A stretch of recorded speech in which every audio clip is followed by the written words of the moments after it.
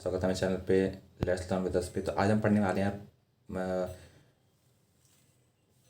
हमारा topic third, ठीक है, प्रॉफिट एंड लॉस का। तो प्रॉफिट एंड लॉस का जो टॉपिक हमारा थर्ड है, ठीक है, वो उसमें किस तरीके से पढ़ना है, किस तरह से क्वेश्चन आते हैं, ठीक है। तो ये टॉपिक बहुत छोटा होगा, ठीक है, और बेसिकली इसमें कुछ ज़्यादा समझने वाली बात नहीं है। अगर इस टाइप का आता है ना, तो इसको आप इस मेथड से करोगे तो बहुत ईजीली आपको बहुत फास्ट तरीके से सॉल्व हो जाएगा, ठीक है।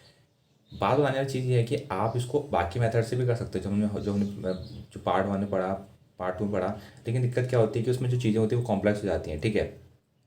देखो एग्ज़ाम में होता है आपके पास सिर्फ और सिर्फ 40 से लेकर 50 सेकंड होता है, ठीक है। उस समय अगर आपको स्पेसिफिक मेथड पता है तभी आप उसको जल्द से जल्द निकाल सकते हो, कुछ सेकंड्स में या फिर 10 सेकंड 20 सेकंड के अंदर अंदर, ठीक है। अगर आपको स्पेसिफिक मेथड नहीं पता है तो आप नहीं निकाल पाओगे, अगर बहुत ज़्यादा टाइम लगेगा। उस वो टाइम की जो कीमत है उस एग्ज़ाम हॉल में बहुत महंगी पड़ेगी आपको, ठीक है। तो तभी हम स्पेसिफिक मेथड पढ़ रहे हैं, स्पेसिफिक क्वेश्चन के लिए, स्पेसिफिक टाइप के लिए, ठीक है। अब दिक्कत ये होती है कि इसमें जो हमें याद नहीं रहता है, ठीक है। फॉर एग्जाम्पल हमने पढ़ा तो हमें याद नहीं रहता, तो उसके लिए हमें रिवाइज करना पड़ेगा बार एंड बार बार बार, ठीक है। बारम्बार रिवाइज करेंगे तब जाके हमको जो चीज़ें हैं वो दिमाग में घुसेंगी, ठीक है। तो मैं आपसे रिक्वेस्ट करूँगा कि आप इसको बार बार रिवाइज करिए, ठीक है। क्योंकि बिल्कुल क्वेश्चन करना जरूरी है, समझना जरूरी है, लेकिन रिवाइज करना भी जरूरी है। हम एक मैथ्स में गलती करते हैं, हम सोचते हैं कि यार मैथ्स में क्या चाहिए रिविजन, उसमें तो क्वेश्चन सॉल्व करो हो गया, काम होता हो गया। नहीं, ऐसा नहीं होता है, ठीक है। सबका जो सोचने का तरीका है या फिर समझने का तरीका थोड़ा अलग होता है। फॉर एग्जाम्पल आपका मैथ का बैकग्राउंड नहीं है, आप ट्वेल्थ तक आपने मैथ्स, आपकी ट्वेल्थ में आपने मैथ्स नहीं ली थी, या आपकी 10th के बाद मैथ्स नहीं थी, कॉमर्स थी, या फिर बायोलॉजी थी, कुछ और थी, ठीक है। तो उस केस में क्या होता है कि आपको रिवाइज करने की जरूरत पड़ती है, ठीक है। अदरवाइज अगर आपने पहले से ही बहुत सारे क्वेश्चन कर रखे हैं, आपने पहले से आपकी मैथ स्ट्रॉन्ग है, तो वहाँ पर आपको बिल्कुल हो सकता है कि आपको आवश्यकता ना हो, आपकी जैसे कुछ क्वेश्चन करो आपके दिमाग में घुस जाए। तो वो पर्सन टू पर्सन बिलोंग करता है, लेकिन मेरे साथ ऐसा होता है कि मुझे रिवाइज करने की जरूरत पड़ती है, और तब जाके मेरे जो दिमाग में घुसता है जो चीज़ें हैं, ठीक है। तो आप हो सकते हो बिल्कुल, तो उसमें कुछ शेम की बात नहीं है, कुछ ऐसी बात नहीं है कि यार अब तो बहुत हमारा डिफिकल्ट है, ऐसा कुछ नहीं है, आपको वैसा नहीं होता है। बाकी चीज़ें अपने आप होंगी, ठीक है। तो चलिए शुरू करते हैं टॉपिक। जैसे कि आप पढ़ पा रहे हो यहाँ पर जो लॉस परसेंट और प्रॉफिट परसेंट है उसमें कितना इंक्रीज़ हुआ, कितना डिक्रीज़ हुआ। तो क्वेश्चन क्या है, क्वेश्चन बोला कि अगर एक मैन रिड्यूस सेलिंग प्राइस, अगर उसने जो बेचने वाली कीमत है उसको किसी ऑफ फैन की, जो पंखे की, उसने 1250 से उसको 1000 रुपये में उसने रिड्यूस कर दिया, ठीक है, सेलिंग प्राइस उसकी। तो उसका जो लॉस होता है वो इंक्रीज़ हो गया 10% से। पहले कुछ लॉस हो रहा होगा, लेकिन अब वो 10% से इंक्रीज़ हो गया। तो उसकी कॉस्ट प्राइस क्या रही होगी, ठीक है। अब हमने क्या किया, हमने सिंपली पहले तो अपने जो चार्ट बनाते हैं, हमने देखा 1250 था, ठीक है, 100 है, सॉरी 1000 है। अब इनके बीच में डिफरेंस कितना है, डिफरेंस 250 का आ रहा है, ठीक है। तो जो 250 का डिफरेंस है वो बराबर हो गया हमारे 10% के, तभी तो बोला है ना उसकी लॉस इंक्रीज हो गई 10% से। 10% से इंक्रीज हुई, इसका मतलब 10% का यहाँ पर गैप है। तो हमने क्या किया, हमने इसको इक्विट कर दिया जीरो से, इसमें एक जीरो और लगा दिया, तो यहाँ पर भी एक जीरो और आ जाएगा। 100% बराबर हो गया 2500 के। तो मतलब as we know that C P तो 100% ही होता है, ठीक है। हम जानते हैं कि सी पी हमेशा 100% होता है। तो 100%, तो आंसर क्या है, तो सी पी क्या होगा फैन का, सी पी फैन होगा, जो कॉस्ट प्राइस होगी उस फैन की वो होगी 2500 रुपये, ठीक है। तो 2500 हमारे पास आ गई, ठीक है। तो चाहे लॉस हो या गेन हो, हम इसी मेथड से, जैसे हमने भी किया है, इसी उसी तरीके से करेंगे।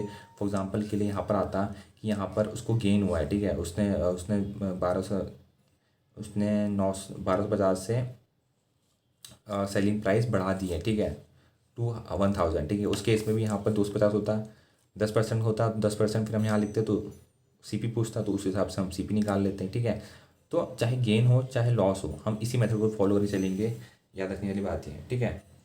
अगर वो बोलते हैं कि profit and loss and profit में इतना इंक्रीज एंड डिक्रीज होने से उसकी सी पी क्या हो गई, तो इसी मेथड को फॉलो करेंगे, इसको अपने दिमाग में डाल लो, ठीक है।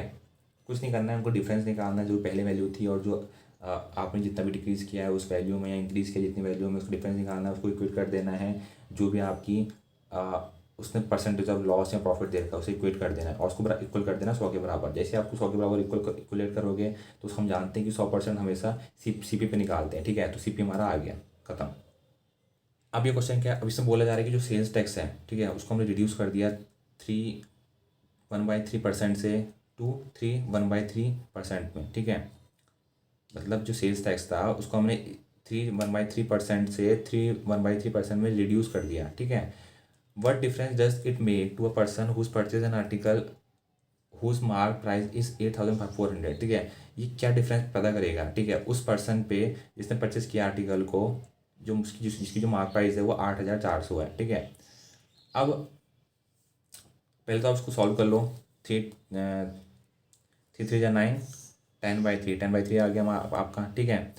अब सॉरी, देखने वाली बात यह है कि यहाँ पर ये 2 है, ठीक है, तो 3 1/2 है और ये 3 1/3 है, ठीक है। इसको आपको याद रखना है, तो कन्फ्यूजन हो सकता है, ठीक है, दोनों सेम वैल्यू नहीं है, ठीक है। तो ये इसको मिनटू करेंगे तो 10/3 बन जाएगा। इसको सॉल्व करने के बाद 7/2 बन जाएगा। अब हुआ क्या है कि सेल टैक्स को रिड्यूस कर दिया हमने 10/3 से लेकर हमने इसमें 7/2 में। अब हम वही जो हम अपना डिफरेंस निकालते हैं, हमने क्या किया, 7/2 माइनस 10/3 किया, तो हमारा हमने डिफरेंस निकाल लिया। इनका कितना आ गया, हमारा 1/6% आ गया, ठीक है। ये हमारा डिफरेंस है, इन दोनों का जो डिफरेंस है 1/6% है। लेकिन वो क्या बोल रहा है, वो कह रहा है कि वो कह रहा है कि but difference does is make to person whose person article whose mark price is, इसकी जो मार्क प्राइस थी, जितनी मार्क्स प्राइस, कितनी मार्क प्राइस की करी गई थी 8,400, तो उस पर क्या फ़र्क पड़ेगा, ठीक है, उस पर्सन पे क्या फ़र्क पड़ेगा, कितने का फ़र्क पड़ेगा, ठीक है। तो मार्क प्राइस आप पता लगे कि 1/6% जो है वो उतने का डिफरेंस है, उतने का डिफरेंस अगर हम पता है कि 1/6% का डिफरेंस है, तो सिंपली हम इक्वेट कर देंगे, मतलब हम काटाफेट करेंगे। अब 8,400 में 1/6 निकालेंगे तो देखने वाली, हाँ, याद रखने वाली बात यह है कि यहाँ 100 भी आएगा क्योंकि परसेंट में वैल्यू है, ठीक है। तो 1/6 इंटू 100, ठीक है।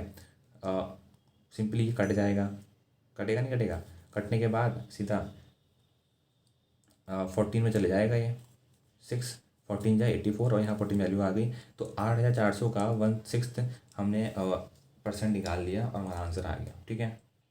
तो यार इसमें यही था कि कितना परसेंटेज इंक्रीज़ हुआ, कितना परसेंटेज डिक्रीज़ हुआ, उसके हिसाब से हमें निकालना है, कुछ नहीं निकालना है, बस आपको एक फॉर्मेट याद कर लेना है। फॉर्मेट क्या है, मैं लिखता हूँ ज़रा। तो सो गुरु मंत्र कुछ नहीं है, गुरु मंत्र ये है कि पहले, सबसे पहले बहुत इंपॉर्टेंट चीज़ है कि डिफरेंस निकालो, उन दोनों का डिफरेंस निकालो। दूसरा, इक्वेट कर दो, लास्ट में उनको इक्वेट कर दो 100 के साथ। या फिर अगर आप क्वेश्चन इस तरीके से आता है जिसमें वो बोला है कि 8,400 है, ऐसे इस तरीके से, तो इसके विद रिस्पेक्ट में निकाल लो, ख़त्म। इतना ही आपको करना है, कुछ नहीं करना है। ज़्यादातर क्वेश्चन में आपको इसका ये क्रक्स है, ठीक है, इस जो चैप्टर हमने पढ़ा अभी, जो भी हमने क्वेश्चन करे, इसका क्रक्स इतना ही है कि डिफरेंस, जो वैल्यू का डिफरेंस है उसको निकालो, इक्वेट कर दो उसको 100 के साथ, आंसर आपका आ गया। कुछ और नहीं करना है, बस इतना आपको याद रहेगा तो काम बन गया आपका।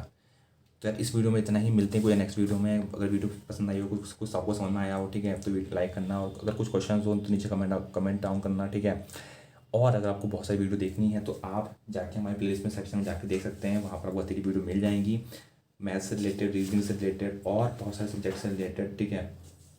तो उसको चेकआउट करके देखना मत भूलिएगा, क्योंकि ये बहुत इंपॉर्टेंट, ठीक है, एग्ज़ाम के लिए। अगर आप कोई भी एग्ज़ाम, कॉम्पिटिटिव एग्ज़ाम प्रिपेयर कर रहे हो तो हमने क्रक्स, जो भी क्रक्स है, ठीक है, वो समझा रखा है। तो यार मिलते हैं ऐसी कोई नेक्स्ट वीडियो में। Till then see you, tata bye bye, thank you and take care of your health. Health बहुत इंपॉर्टेंट है, हेल्थ का बहुत ध्यान रखना, ठीक है। ये नहीं कि बस पढ़ते रहेंगे दिन भर। Thank you.